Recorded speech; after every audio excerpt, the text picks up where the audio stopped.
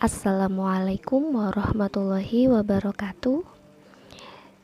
Dalam kesempatan kali ini, saya Dewi Zakiatul Fitria akan menjelaskan tentang fungsi media dalam pembelajaran. Apa sajakah fungsi media dalam pembelajaran? Nah, dalam kehidupan sehari-hari, berbagai tayangan televisi telah mempesona kita, bahkan hingga membuat kita kecanduan duduk berjam-jam memperhatikannya.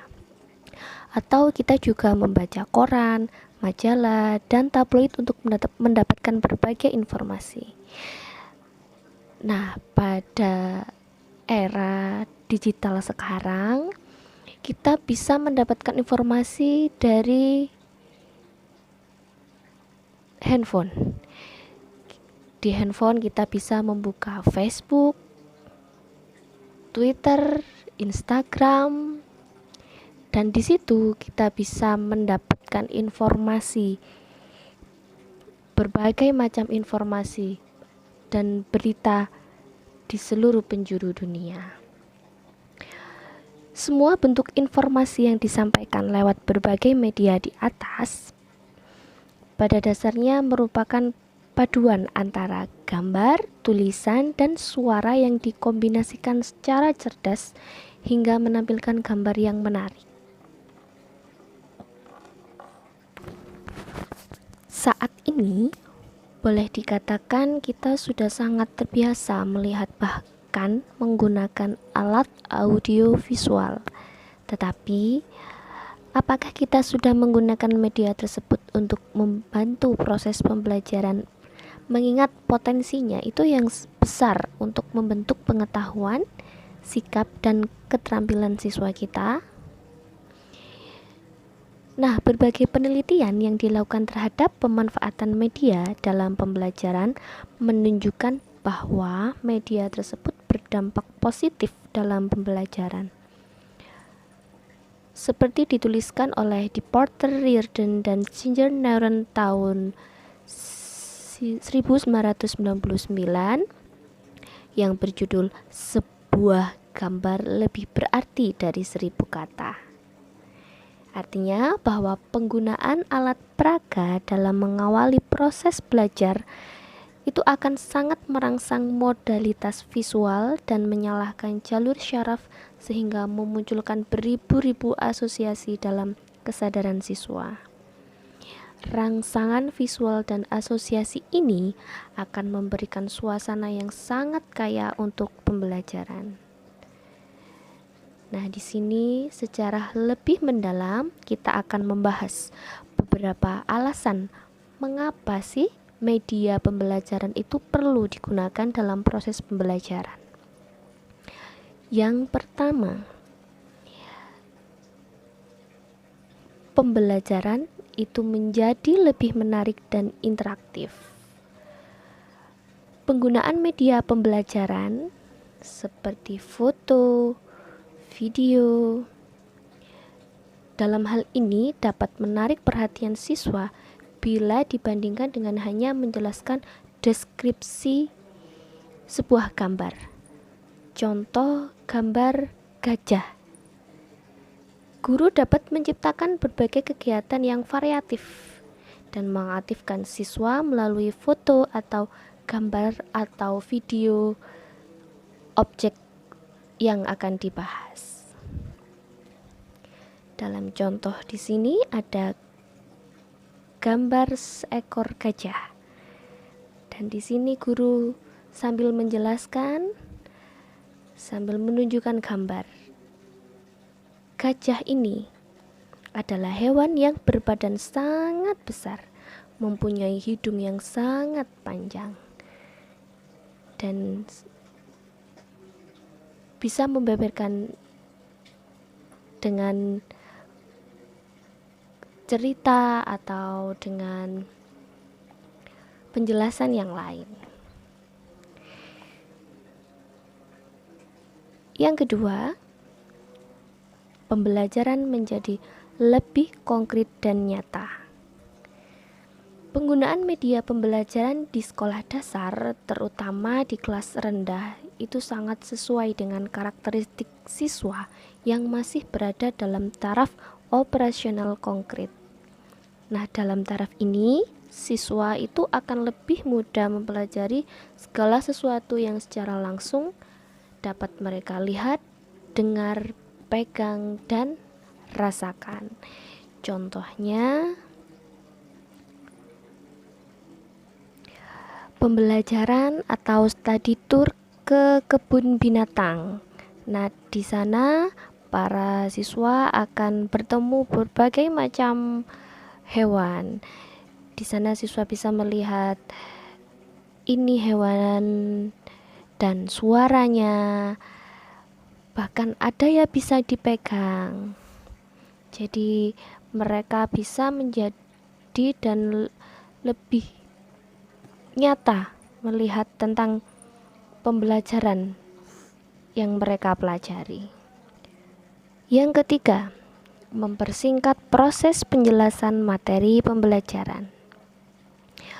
Membahas suatu topik, terlebih bila topik tersebut sulit dijelaskan secara lisan, itu akan sangat memakan waktu lama.